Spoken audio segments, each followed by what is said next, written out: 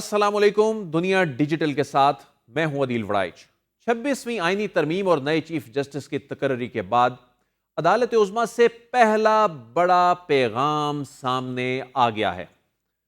کیا سرائیاں ہو رہی تھیں کہ آئینی ترمیم کے ذریعے عدلیہ کے اختیارات تقسیم کرنے اور چیف جسٹس کے تقرر کے طریقہ کار میں تبدیلی پر رد عمل آ سکتا ہے.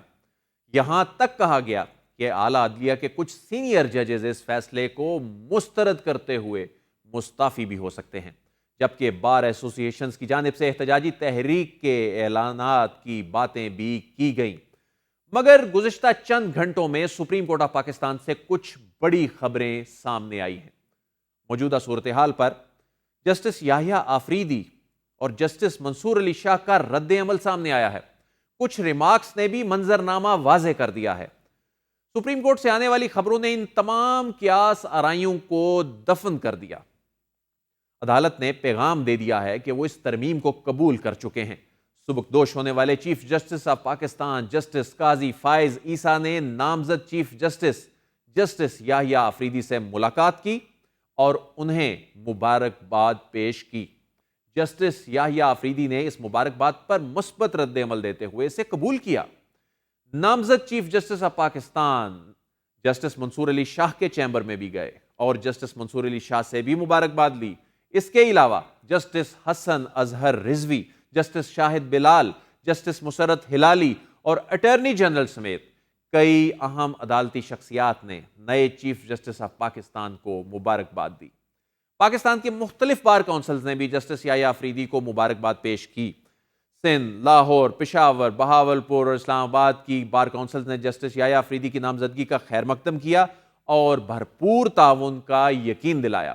یعنی اب تک کی صورتحال کا جائزہ لیا جائے تو بینچ اور بار دونوں کی جانب سے نئے طریقہ کار کے تحت چیف جسٹس آف پاکستان کے تقرر کو نہ صرف تسلیم کیا گیا ہے بلکہ اسے خوش آئند قرار دیتے ہوئے آگے بڑھنے کا اندیہ دیا گیا ہے. اگرچہ بارز کے کچھ گروپس اس ترمیم اور اس کے بعد ہونے والی تقرری کے طریقہ کار پر تنقید بھی کر رہے ہیں، مگر عدلیہ کے اس رد عمل کے بعد کوئی بڑی وکلا تحریک شروع ہونے کے زیادہ امکانات نظر نہیں آتے. نامزد chief justice of Pakistan justice Yahya Afridi نے اپنے عدالتی سٹاف کو بریفنگ کے لیے بلا لیا اور سپریم کورٹ کے مختلف ونگز کے سربراہان سے انہوں نے چیف جسٹس چیمبر اپنے چیمبر میں ان کو بلا کر ان متعلقہ امور پر بریفنگ بھی لی.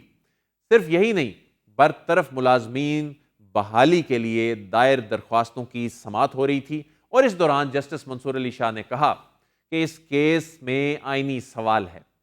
26ویں آئینی ترمیم میں کہا گیا ہے کہ آئینی کیسز آئینی بینچز سنیں گے. اب آئینی بینچز بنیں گے اور وہی سنیں گے جس کے بعد عدالت نے درخواستیں آئینی بینچز کو بھجوا دیں. اسی طرح مسابقتی کمیشن سے متعلق ہائی کورٹ کے فیصلے کے خلاف ایک اپیل کی سماعت کے دوران جسٹس منصور علی شاہ نے ریمارکس دیے کہ لگتا ہے سوال سپریم کورٹ میں ہر روز اٹھے گا کہ یہ کیس عام بینچ سنے گا یا آئینی بینچ سنے گا، جس پر وکیل فروغ نسیم نے عدالت کے ساتھ مکالمہ کرتے ہوئے کہا کہ سیاسی کیسز اب آئینی کیسز بن چکے ہیں. سپریم کورٹ کے جج صاحبان کی جسٹس یحییٰ آفریدی کو مبارکبادیں اور کیسز کی سماعت کے دوران آئینی عدالت سے متعلق ریمارکس بتا رہے ہیں کہ عدالت عظمیٰ کی جانب سے آئین میں ہونے والی اس 26ویں ترمیم کو قبول کیا جا چکا ہے. یہی وجہ ہے کہ نئے chief justice of Pakistan justice Yahya Afridi 26 اکتوبر کو اپنے عہدے کا حلف لیں گے اور معاملات بظاہر خوش اسلوبی سے چلتے دکھائی دے رہے ہیں. سپریم کورٹ آف پاکستان میں 26ویں آئینی ترمیم کے خلاف درخواستیں دائر ہو چکی ہیں.